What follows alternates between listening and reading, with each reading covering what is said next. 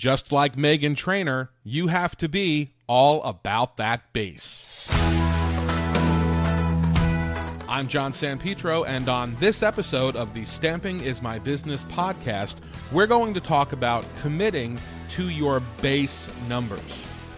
Most stamping business owners are focused on the wrong numbers. Now, I'm not talking about the rant that I went on in the last podcast where I was talking about people who were focusing on their sales number regardless of whether or not they made a profit. Obviously, that's focusing on the wrong numbers, but what I'm talking about now is that most stamping business owners are focused on how many sales do I want to make? How many class registrations do I want to get? How many mailing list subscribers do I want to get? How many recruits do I want to get?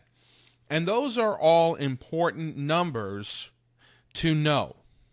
But those are not the numbers that you should be focusing on. Those are not your base numbers. Because the amount of money you do in sales, the amount of class registrations that you take, the number of subscribers you sign up to your mailing list, the number of recruits you bring into your downline, all of those numbers are the result of something else. All of those numbers are the result of the combined efforts of many other things. So when you focus on those numbers, you're not focusing on the efforts. You're focusing on the results, and that's the wrong thing to focus on. If you want to be successful in your business, then you want to make sure that you're focusing on the effort that you need to make in order to get the results that you want. These efforts are known as your base numbers. And your base numbers are the numbers that you should be committed to focusing on. So what are your base numbers? Your base numbers are going to be the things that you need to do in order to get the sales number that you want, in order to get the class registration number that you want, in order to get the number of recruits that you want.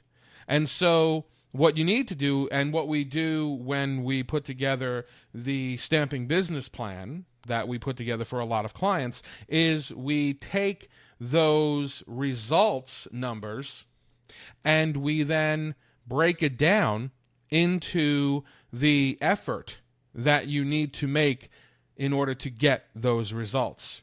So your base numbers are going to be things like, how many phone calls do I need to make this month? How many phone calls do I need to make this week? How many phone calls do I need to make today? You can break it down all the way to your daily efforts.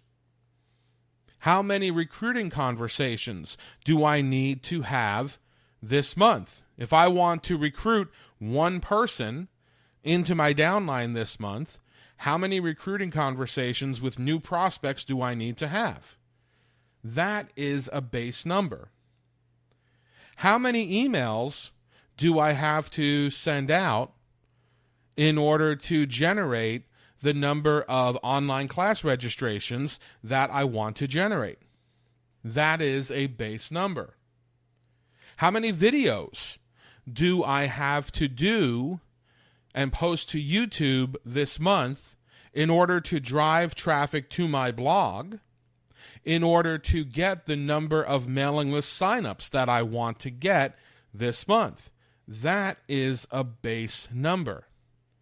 How many Facebook posts do I need to do about booking a workshop in order to get the number of workshop bookings that I want to generate this month?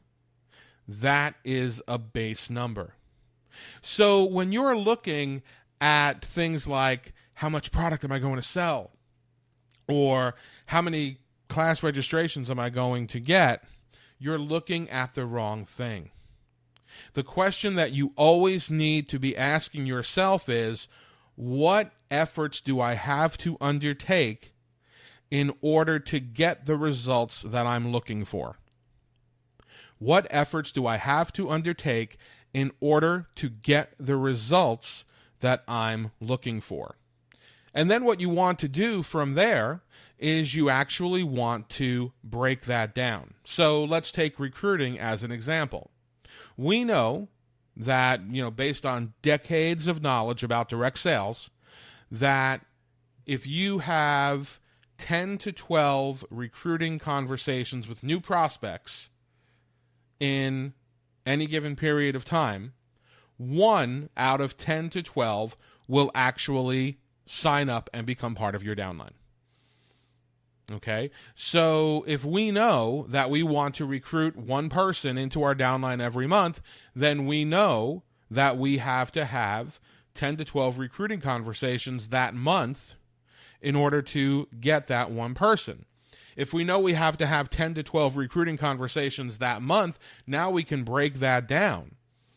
And we can say we need to have 3 recruiting conversations each week in order to get where we want to go. We need to have those 3 recruiting conversations each week in order to recruit 1 person per month.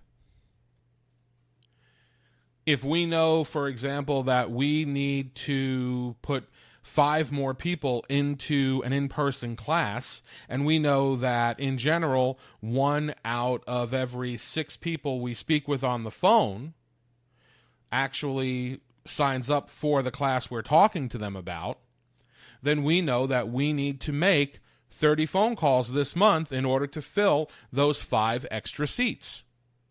And if we know we need to make 30 phone calls in a month, that works out to about 1 phone call a day.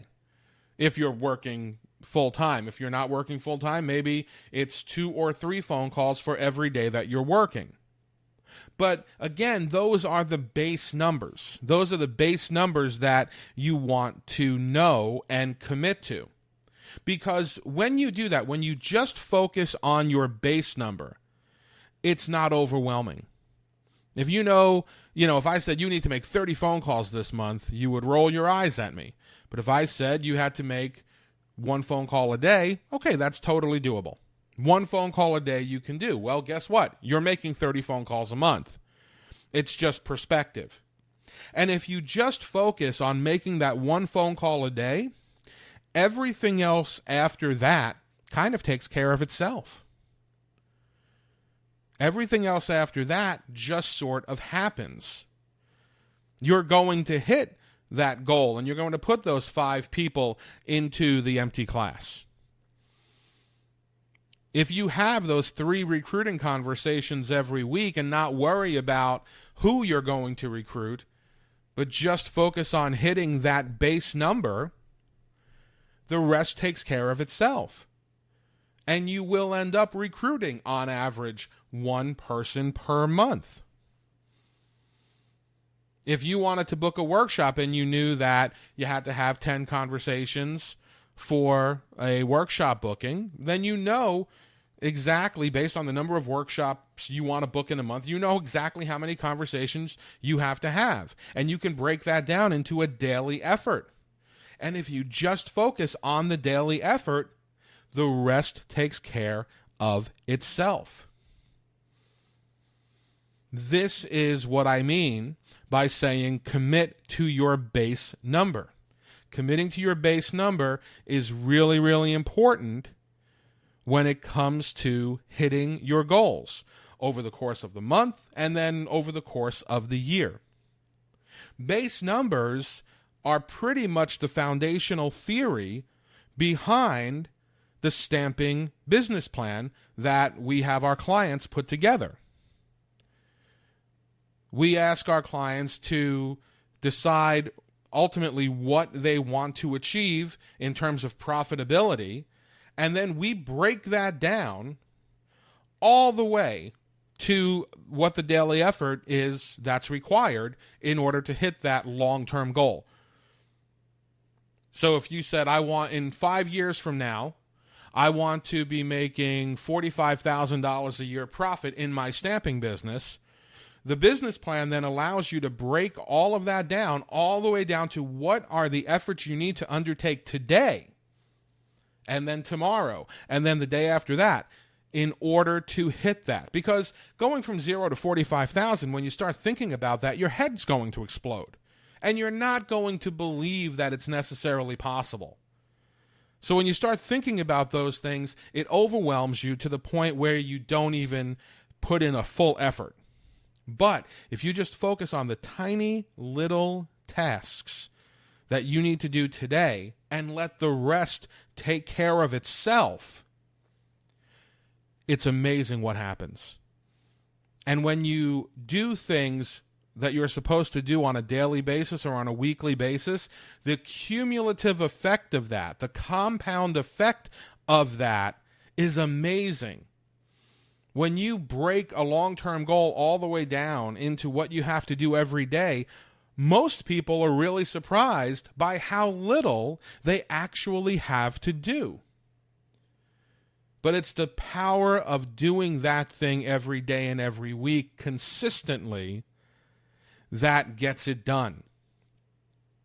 And so that is committing to your base numbers. That's what you want to commit to. Now, if you don't know what your base numbers are, but you want to figure it out, I would encourage you to take our How to Craft Your Stamping Business Plan class. You can find more information about that at bit.ly/bizplanclass, and I'll put the link to that class in the description for this podcast. bit.ly/biz plan class. And you could see exactly what the class is about. You actually get a kind of a fill-in-the-blank business plan and all of the accompanying worksheets that you need in order to figure it out and get your business plan together in a matter of days. I would strongly encourage you to check that out. But whether you do check that out or not, commit to your base numbers if you really want to hit your actual long-term goals. If you enjoyed this episode of the Stamping is My Business podcast, please feel free to like it, share it, subscribe to it, and listen to more. You can find us on iTunes, Google Play, our website, stampingismybusiness.com, and on our Facebook page, facebook.com/stampingismybusiness. If you have questions or ideas for future episodes, please email them to me at john@stampingismybusiness.com. This is John San Pietro, and I'm just trying to get you paid.